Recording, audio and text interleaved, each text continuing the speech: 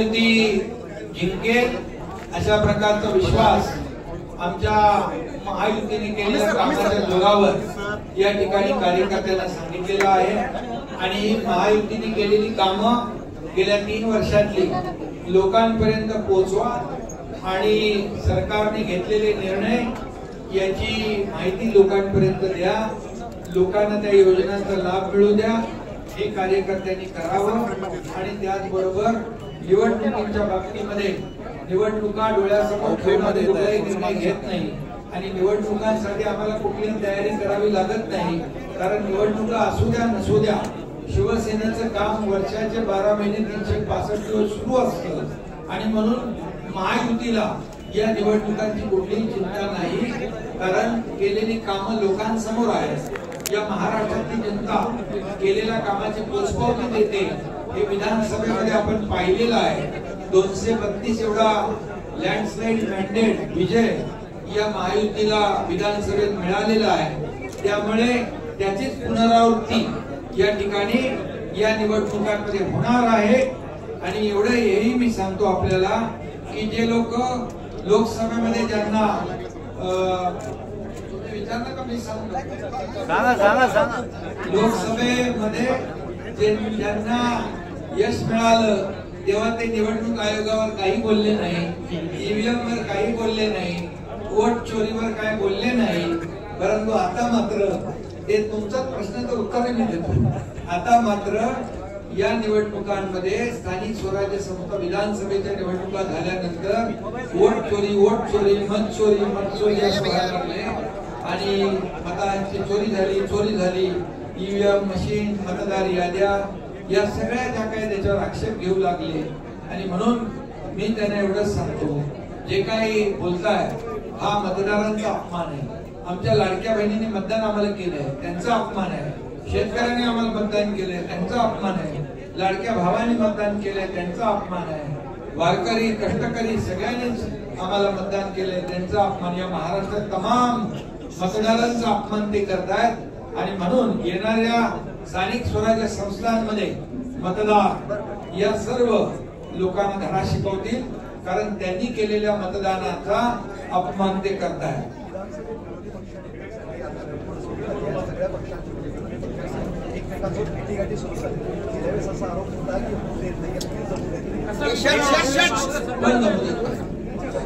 लोकांनी त्यांना विरोधी पक्ष नेत्याचे एवढी संख्याबळ पण नाही दिलं, कारण जनतेने त्यांना झिडकारलेलं आहे, जनतेने त्यांना त्यांची जागा दाखवली आणि त्यामुळे विरोधी पक्षाला लागणारं संख्याबळ देखील त्यांच्याकडे नाही। आज फक्त भेटीगाठी सुरू आहेत, काहीतरी वर्कआउट करण्याचा प्रयत्न सुरू आहे कुठं मुंबईमध्ये। उद्धव ठाकरेंना काँग्रेसचे नेते भेटले उद्धव ठाकरेंना, हे गाठीभेटी चालू असतात, पण आम्ही गाठीभेटीपेक्षा कामाला महत्व देतो आणि त्यामुळेच काम करणाऱ्या लोकांच्या मागे महाराष्ट्रातली जनता उभी राहते। या स्थानिक स्वराज्य संस्थांमध्ये देखील काम करणारे निर्णय घेणाऱ्या लोकांच्याच पाठीशी या महाराष्ट्रातली जनता उभी राहील।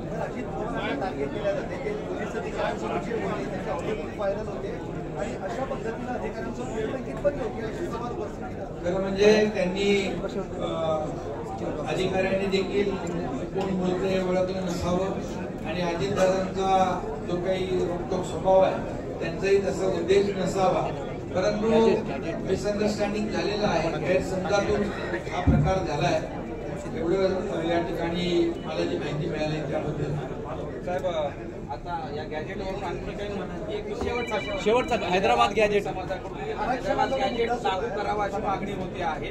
आणि दुसरीकडे मनोज जरांगे असं म्हणतात की 17 सप्टेंबर पर्यंत सर्टिफिकेट वाटप केले नाही तर दसरा मेळाव्याला भूमिका जाहीर करा। हैदराबाद गॅजेट त्यांनी सांगितलं लागू करावं, त्याप्रमाणे सरकारने GR काढला आणि त्या GR मध्ये आज ज्यांच्या म्हणजे त्यांनी कुटुंबीय आहेत त्यांनी अफिडेव्हिट द्यावं। 3 त्रिसदस्यीय कमिटी नेमलेली आहे गाव पातळीवरची, त्याचं व्हेरिफिकेशन करेल आणि ज्याची पूर्वजांची कुठली ना कुठली कशात ना कशात कुटुंबी नोंद असेल त्यांना दाखला मिळेल दाखला मिळण्याची एक सोपी पद्धत या ठिकाणी केलेली आहे। त्यामुळे कुठल्याही परिस्थितीमध्ये या ठिकाणी इतर समाजावर अन्याय होणार नाही, ओबीसी समाजाचं नुकसान होणार नाही आणि मराठा समाजाला हे प्रमाणपत्र सोप्या पद्धतीने मिळावं अशा प्रकारचा तो विचार आहे। आणि त्यामुळे मला वाटतं महायुती सरकार कुठल्याही समाजावर कुणालाही न्याय देताना कुणावरही अन्याय करणार नाही, भूमिका आमची कालही होती, आजही आणि उद्याही। राष्ट्रपतीची निवडणूक आहे आणि संख्या वेळेस गोळाबेरीज करताना सत्ताधाऱ्यांची दमछाक होते, एनडीएची दमछाक होते असं म्हणतात। अरे बाबा, आमच्याकडे पूर्ण बहुमत आहे आणि तुम्हाला उद्या मतदान झाल्यावर कळेल की आमचे जे उमेदवार आहेत एनडीएचे राधाकृष्णनजी यांना पूर्ण बहुमत या निवडणुकीमध्ये मिळेल आणि हे उद्या आपल्याला कळेल। त्यांचा पूर्ण अतिशय मोठा विजय, दणदणीत विजय उद्या आपल्याला संध्याकाळी पाहायला मिळेल। देवेंद्रजी, मी स्वतः अजितदादा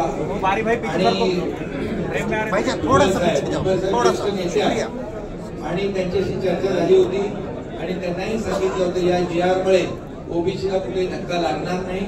त्यांनी म्हटलं होतं हा GR तपासून घेऊ, कायदेशीर बाबी तपासून घेऊ आणि त्याच्यानंतर भूमिका जाहीर करू।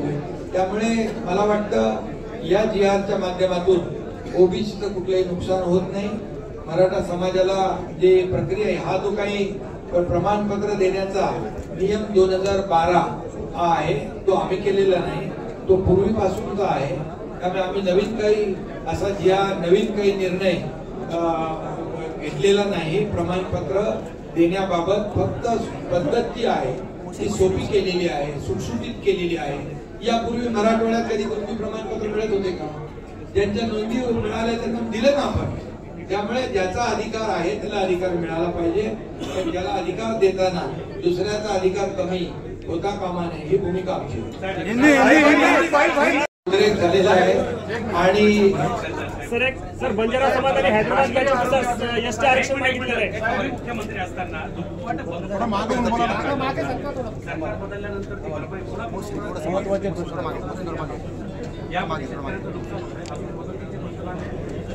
मदतीचे पंचनामे करण्याच्या सूचना दिलेल्या आहेत। जिथे पंचनामे झाले नसतील तिथे तात्काळ पंचनामे होतील।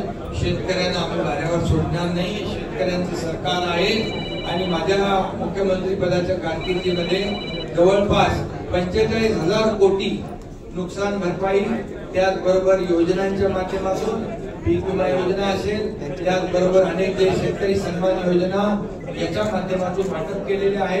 आता देखील देवेंद्रजींच्या काळामध्ये शेतकऱ्यांची सगळ्या पंचनाम्याच्या सूचना दिलेल्या आहेत। कुठेही शेतकऱ्याला आम्ही वाऱ्यावर सोडणार नाही।